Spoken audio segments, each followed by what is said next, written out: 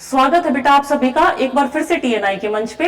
हम कर रहे थे child development, growth and development का टॉपिक, जिसमें हमने ग्रोथ एंड डेवलपमेंट का मीनिंग, मैच्योरेशन का मीनिंग, डिफरेंस, इन सब को कवर करते हुए बिल्कुल डिटेल में किया बेटा। जिस बच्चे ने नहीं देखा हो लास्ट वीडियोस में देख सकता है, डिस्क्रिप्शन बॉक्स में आपको प्लेलिस्ट भी मिल जाएगी। उसके बाद बेटा जितने भी डेवलपमेंट के काइंड है वो हमने कंप्लीट कर लिए। प्रिंसिपल ऑफ डेवलपमेंट हमने स्टार्ट किए हुए हैं और इसमें आज हम करेंगे प्रिंसिपल ऑफ स्पाइरल डेवलपमेंट, मतलब जो चक्रीय प्रगति होती है उसका सिद्धांत, कि हमारी जो डेवलपमेंट होता है वो चक्रीय होता है। नाम से ही क्लियर है, चक्रीय मतलब चक्रीय। जैसे कि पहले इसी को देख लो, स्पाइरल, इंग्लिश में नाम स्पाइरल है। कैसे होता है स्पाइरल? इस तरीके से, देखिए ऐसे ऐसे होता है, ये होता है स्पाइरल। तो जो हमारे डेवलपमेंट का प्रोसेस है, एक बच्चे के डेवलपमेंट का प्रोसेस है, वो सीधी रेखा में नहीं होता, ऐसे लीनियर नहीं होता, स्पाइरल होता है। जलेबी है, जैसे जलेबी ऐसे होती है ना, गोल गोल गोल गोल गोल, इस तरीके से जलेबी से याद रख लेना। टेढ़ी मेढ़ी होती है ना, सीधी नहीं होती। कि इस तरीके की जलेबी आपने कभी नहीं देखी होगी कि जैसे ये आपको बिल्कुल सीधा खाने के लिए इसकी एक स्लाइड यहां से मिल जाए, स्लाइस मिल जाए इधर से, ठीक है। तो जलेबी कुछ इस तरीके से होती है। अब बात करते हैं मुद्दे की बात कि ये स्पाइरल क्यों है। क्योंकि देखिए रट्टा तो लगाना नहीं है, समझना है आपको क्यों है बेटा।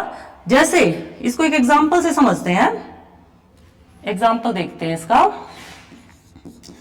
बच्चा कोई भी नई चीज या नया काम सीखता है, जैसे कि बैठना सीखा उसने या फिर चलना सीखा बच्चे ने। ऐसा नहीं है आज बच्चे ने बैठना सीखा, आज बैठना सीखा है, कल उसको किसी बैठने के लिए कोई प्रैक्टिस की जरूरत नहीं है। अगले दिन सुबह उठे बच्चे ने चलना सीख लिया, नहीं। क्या होगा, पहले वो जो उसने बैठना आज सीखा है उसको कई दिन तक उसकी प्रैक्टिस करवाई जाएगी। बिल्कुल सरल शब्दों में समझाऊंगी बेटा आपको, ठीक है। प्रैक्टिस करवाते हैं, हम बिठाते हैं। देखिए पहले जब बच्चा बैठता है उसके चारों तरफ पिल्लो लगा देते हैं। फिर क्या करते हैं, हमें लगता है जैसे 2 दिन में 3 दिन में कि बच्चे का थोड़ा सा बैलेंस बन रहा है, तो एक पिल्लो जिस तरफ से उसका बैलेंस हमें लग रहा है बन गया, जैसे पीछे से बन गया या फिर आगे से बन गया, आगे का पहले बनता है, तो वो पिल्लो हटा दिया। फिर हमने क्या किया, साइड का पिल्लो हटा दिया, वहां से बैलेंस बन गया, पीछे का हटा दिया। एक टाइम ऐसा आता है कि बच्चा जो लुढ़क जाता है ना बैठा बैठा, वो बंद हो जाता है। अब डेली क्या हो रहा है, बच्चे का विकास ऐसे हो रहा है स्पाइरल में। पहले वो देखिए बढ़ता है, उसके बाद रुकता है, पीछे मुड़ के देखता है, फिर आगे चलता है, मतलब सेट हो रही है चीजें। फिर रुका, बढ़ा, पीछे मुड़ के देखा, अच्छे से सेट किया उसको। सेम ऐसे ही चलने में, आज चलना आया है, परसों बच्चा भागना शुरू कर देगा, नहीं हो सकता। क्यों, पहले इसको तो पक्का करेगा, वो यहां तो सेट करेगा बिल्कुल। आगे पीछे ये चीजें होती रहती हैं। जो चीज बच्चे ने सीखी है उसको पहले वो सेट करेगा। जैसे मान लीजिए आप ये टॉपिक पढ़ रहे हो आज, ऐसा नहीं है एक बार वीडियो देखते ही या आपने कहीं से पढ़ा और आपको इतना बढ़िया समझ में आ गया, एग्जाम तक आपको दोबारा पढ़ने की जरूरत ही नहीं है। नहीं, बिल्कुल बेटा बिल्कुल पड़ेगी जरूरत। रिविजन तो मस्ट होती है। कोई भी टॉपिक जब टीचर कराता है, सेम डे पढ़ो आप घर जाके, सेम डे उसी टाइम पे। उसके बाद 1 वीक के अंदर दोबारा से पढ़ो, ठीक है। जब मान के चलो, फिर उसके बाद जो आगे के टॉपिक हो रहे हैं उनको तो करना ही करना है, पीछे वाला फिर से रिवाइज करो, तब जाके चीजें पक्की होती हैं। वरना सुनने में तो बड़ी आसान लगती है, आ गया समझ में आ गया, नहीं होता ऐसा। तो ये सब क्या है, आपका डेवलपमेंट हो रहा है, आगे बढ़ रहा है, रुक रहा है, पीछे मुड़ के देख रहा है, फिर सेट हो रहा है, फिर आगे बढ़ रहा है। इस तरीके से डेवलपमेंट चलता है, इसीलिए इसको वर्तुलाकार बोला गया है, ठीक है। और स्पाइरल वर्तुलाकार इस तरीके की होती है ना स्पाइरल। ये आपको बनाकर भी दिखा दी है, आई होप क्लियर हो गया होगा बेटा। सीधी रेखा में नहीं होता, एग्जाम में यहां से भी क्वेश्चन आता है। अभी लास्ट प्रिंसिपल रह गया हमारा, ये भी बड़ा इंपॉर्टेंट प्रिंसिपल है।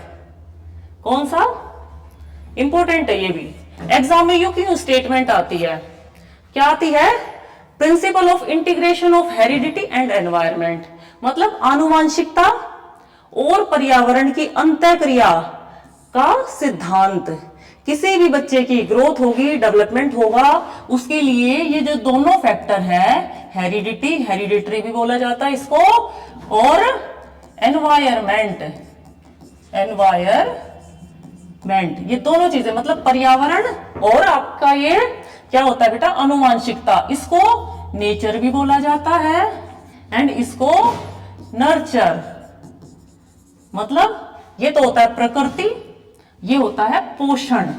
अब बात क्या आ रही है मुद्दे की बात, डेवलपमेंट के लिए दोनों रिस्पॉन्सिबल होते हैं, क्योंकि देखिए जैसे हमारी हेरिडिटी है उसी के अकॉर्डिंग हमारी ग्रोथ डेवलपमेंट होगी, प्लस उसमें एनवायरमेंट का रोल कैसा है इस पर डिपेंड करेगा हमारा डेवलपमेंट, बच्चे का डेवलपमेंट। ठीक है, हमारा मतलब हम ह्यूमन बीइंग है, इसीलिए मैं बार बार बेटा हमारा बोल रही हूं, हम एक बच्चे की बात कर रहे हैं। अब अगर यहां पर बात करें, एग्जाम में क्वेश्चन आ जाता है ये प्लस है, माइनस है, मल्टीप्लाई है या डिवाइड है। आपने अगर कुछ नहीं भी पढ़ा होगा ना, तो आप जो ये माइनस है एक तो ये और एक डिवाइड है, इसकी तरफ तो आप ऑप्शन में नहीं जाते। आप गलती कहां करते हो, या तो प्लस या फिर मल्टीप्लाई यहां पर। देखिए इस बात को समझने के लिए कि ये मल्टीप्लाई है या प्लस है, ये इतनी अच्छी लाइन लिखी गई है। अच्छा बेटा यहां नहीं है, कोई बात नहीं, मैं आपको समझा देती हूं। क्या है डेवलपमेंट, इंटरेक्शन है हेरिडिटी और एनवायरमेंट का। इसका क्या मतलब है, इसका मतलब है ऐसा नहीं है कि हेरिडिटी इस डायरेक्शन में है और एनवायरमेंट इस डायरेक्शन में है, मतलब ये दोनों अपोजिट डायरेक्शन में जाते हैं, नहीं। पता नहीं चलता ना बेटा किस बच्चे के डेवलपमेंट पे हेरिडिटी का ज्यादा प्रभाव पड़ा है या फिर एनवायरमेंट का ज्यादा प्रभाव पड़ा है। देखिए कई बार बड़ा बच्चा जब छोटा होता है ना, बड़ा शैतान होता है, उसकी वो चीज आई है हेरिडिटी से, कोई ना कोई मामा नाना दादा पापा बचपन में रहे होंगे शैतान, पर उसको माहौल इस टाइप का दिया जाए कि बच्चे की उस शैतानी को धीरे धीरे जैसे एज बढ़ती है उसको ऐसी चीजों में लगा दिया जाए कि बच्चे का ध्यान वहां डाइवर्ट हो जाए, तो उसकी शैतानी धीरे धीरे कम हो जाती है, यानी कि एनवायरमेंट का इफेक्ट पड़ा। तो इन दोनों को इस तरीके से नहीं बोल सकते नेगेटिव डायरेक्शन में जा रहे हैं, इनका इंपैक्ट ऐसे होता है, नहीं। अगर नेगेटिव में जा रहे होते तो प्लस हो जाता, बिल्कुल ठीक था हमारा, क्योंकि जुड़ गई चीजें, उधर जा रहा है हेरिडिटी एनवायरमेंट इधर नहीं। दोनों की दोनों यहां पर एक ही डायरेक्शन में चलती हैं, एक में सेम डायरेक्शन में चलती हैं, इसीलिए ये मल्टीप्लीकेशन होता है। हेरिडिटी और एनवायरमेंट की अंतः क्रिया का परिणाम होता है डेवलपमेंट। जो ये लाइन लिखी गई है, विकास अनुवांशिकता और पर्यावरण का गुणनफल है। इस लाइन को एक्सप्लेन करने के लिए पेपर में डायरेक्ट क्वेश्चन आ जाता है कि हेरिडिटी और एनवायरमेंट का इंटरेक्शन है डेवलपमेंट, उसकी अंतः क्रिया है। डन। तो बेटा इसी के साथ हमारे प्रिंसिपल ऑफ डेवलपमेंट हुए कंप्लीट। आगे हम करेंगे factors affecting stages of development. इसको करेंगे बेटा नेक्स्ट वीडियो में कि जो फैक्टर्स अफेक्ट करते हैं डेवलपमेंट की स्टेजेस को वो कौन कौन से हैं, वही है हेरिडिटी और एनवायरमेंट। इसको डिटेल में नेक्स्ट वीडियो में पढ़ेंगे। तब तक के लिए नमस्कार सभी को।